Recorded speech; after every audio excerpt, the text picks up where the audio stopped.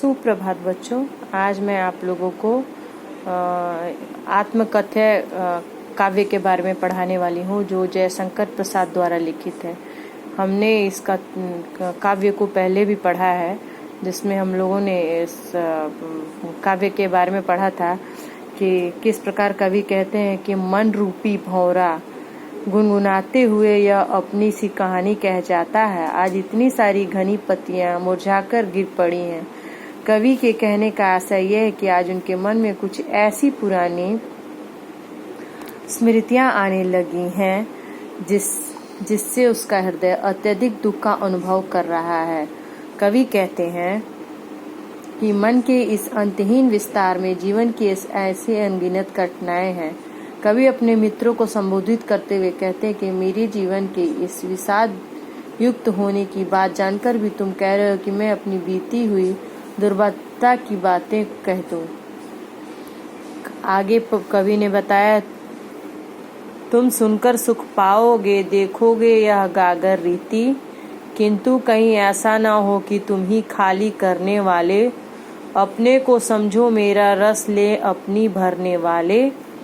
यह विडम्बना अरि सरलते तेरी हंस उड़ाऊं मैं, भूले अपनी या प्रवचना औरों को दिखलाऊं मैं। उज्ज्वल गाथा कैसे गाऊं मधुर चांदनी रातों की, अरे खिलखिलाकर हंसते होने वाली इन बातों की।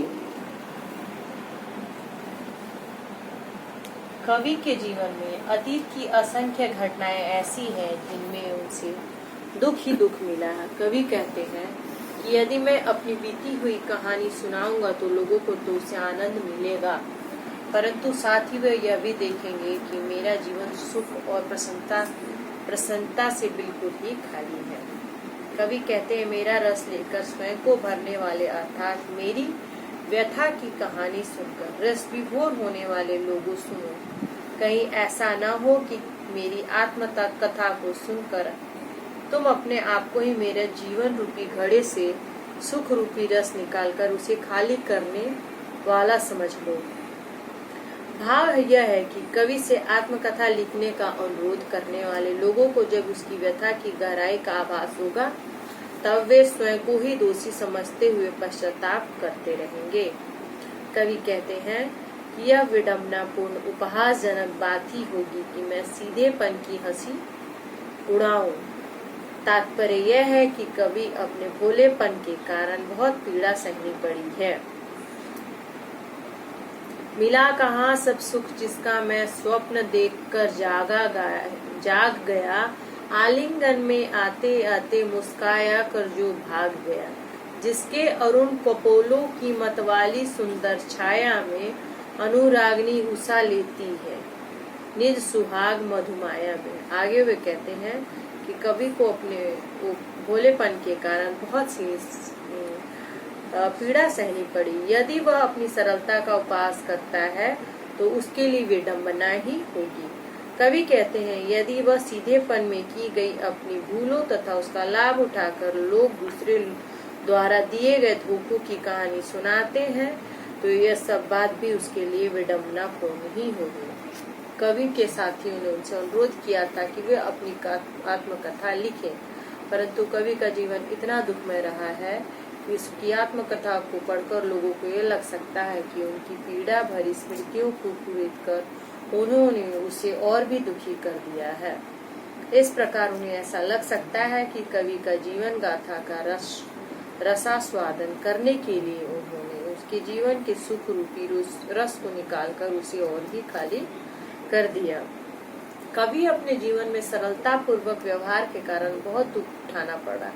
उनके सीधेपन का लाभ उठाकर लोगों ने उनसे धोखे भी दिए हैं। इस प्रकार सरलता उसके लिए सदैव कष्टदायक रहा है। इसी कारण उसकी आत्मकथा में जहाँ कहीं सरलता का जिक्र आता है, वहाँ उसे धोखे मिलने की भी आशा होती है।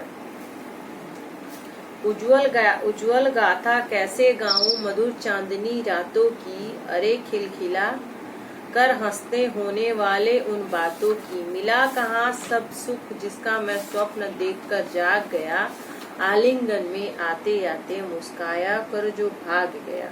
कवि कहते हैं, मैं मधुर चांदनी रातों की स्वच्छ और कांतिमय कहानी किस प्रकार गाऊं।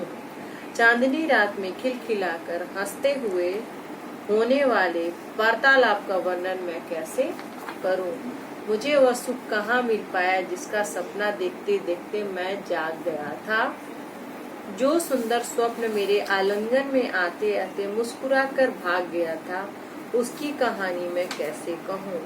भाव यह है कि कवि ने जिस सुख की कल्पना की थी वह उसे मिलते मिलते रह गया था, उसके साथ कुछ भी नहीं आ सका था।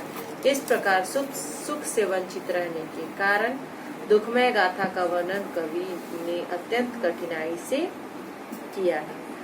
कवि मधुर चांदनी रातों को उज्जवल गाथा नहीं सुनाना चाहते हैं जिसमें उसने खिलखिलाकर हंसते हुए बातें कही थी।